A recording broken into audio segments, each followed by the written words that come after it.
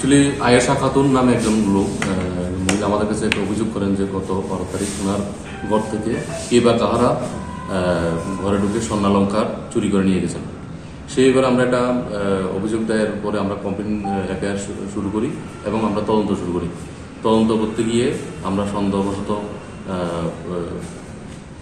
MD Sohrab এবং রাহুল গোয়ালা নামে দুজনকে গ্রেপ্তার করি।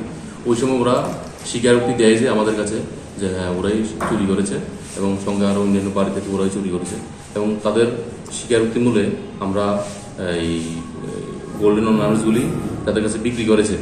যারা স্বর্ণের জিনিস মানে চুরির জিনিস যেন কিনেছে ওদেরকেও আমরা গ্রেপ্তার করি এবং ওদের কাছ থেকে আজকে এই নেকলেস 3টা নেকলেস, একটার মধ্যে উইথ চেন, 2টা নেকলেসে উইদাউট চেন, একটা ফিঙ্গার রিং গোল্ডেন, এগুলি আমরা উদ্ধার করি। উদ্ধারকৃত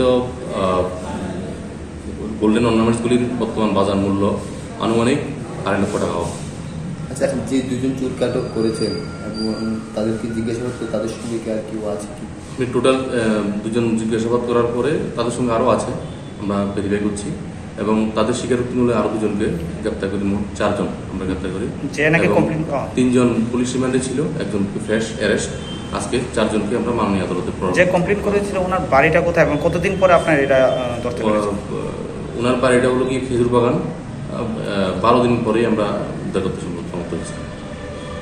যাদেরকে ধরেছেন তাদের নাম কি? একজনের নাম এমডি সোহরাব, একজন রাহুল গোয়ালা, টিটু চক্রবর্তী এবং সুব্রত চক্রবর্তী। তাদেরকে কি কোর্টে পেশ করা হবে? আজকে কোর্টে প্রডিউস হবে।